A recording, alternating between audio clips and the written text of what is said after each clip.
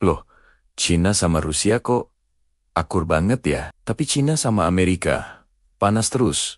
Ada apa sih sebenarnya? Apakah Cina punya musuh dan teman yang jelas? Atau ini semua cuma permainan politik? Halo semuanya, balik lagi di channel Did You Know? Di video kali ini, kita bakal bedah tuntas hubungan tiga raksasa dunia, Amerika Serikat, Rusia, dan China. Bukan cuma teori, tapi kita lihat fakta dan strategi di balik layar. Gampangnya gini, bayangin China sebagai seorang pengusaha sukses, hubungannya dengan Amerika Serikat seperti dua CEO saingan di satu pasar yang sama. Mereka kerja sama bisnis, tapi saling curiga. Satu ingin jadi nomor satu, yang lain tidak mau kalah. Hubungannya dengan Rusia seperti dua preman yang bersatu karena punya musuh yang sama. Ya si CEO tadi, Amerika Serikat. Mereka tidak banner-banner saudara, tapi butuh satu sama lain agar tidak dihajar sendirian. Nah, perbedaan mendasar inilah yang bikin kebijakan luar negeri Cina itu unik. China tidak punya musuh abadi, juga tidak punya teman abadi. Yang ada adalah kepentingan abadi. Oke, mulai dari yang paling panas dulu. China versus Amerika Serikat. Ini kayak dua mantan pacar yang masih satu kantor. Secara ekonomi, mereka sangat tergantung. Volume dagang Amerika Serikat Cina nyaris $1,5 triliun per tahun. iPhone dibuat di China, tapi dijual di Amerika. Saling mematikan jika putus total. Tapi di lapangan, mereka terus bertengkar. Perang dagang larangan ekspor chip ke China, peningkatan militer Amerika Serikat di Filipina dan Guam, dan isu paling sensitif, semikonduktor dari Taiwan. China bilang itu miliknya, Amerika Serikat bilang, jangan coba-coba ambil dengan paksa. Jadi hubungan AS-China itu saling ketergantungan yang kompetitif.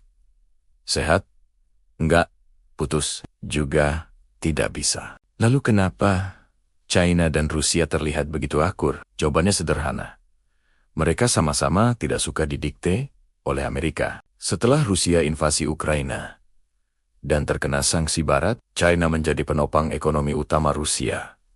China beli minyak dan gas Rusia dengan diskon. Ekspor barang-barang seperti mobil dan elektronik ke Rusia. Volume dagang mereka sekarang di atas $200 miliar per tahun. Tapi jangan salah, China tidak pernah mengakui aneksasi Rusia atas Crimea atau Donbas. China juga tidak pernah memasok senjata ke Rusia secara resmi. Loh, masa sih? Ini strategi China. Teman, tapi tidak ikat-ikatan perang. Mereka bilang, kami netral. Tapi faktanya, tanpa China, ekonomi Rusia mungkin sudah kolaps. Dan poin penting, rakyat Rusia kini sangat pro-Cina. Survei terbaru menyebut hampir 70% rakyat Rusia percaya pada kepemimpinan China. Sebaliknya, hanya 14% yang percaya AS.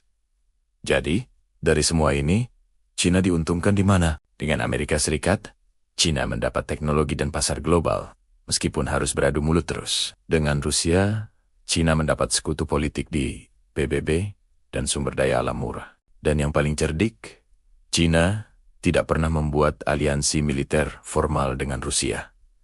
Kenapa? Karena China tidak ingin terseret ke perang besar, hanya demi kepentingan Moskow. China tetap fleksibel, bisa akur dengan Rusia hari ini, dan besok bisa berbisnis lagi dengan AS. Jadi, jawabannya, China tidak punya sahabat sejati di geopolitik. Mereka punya mitra sementara, dan itulah yang membuat mereka begitu sulit ditebak.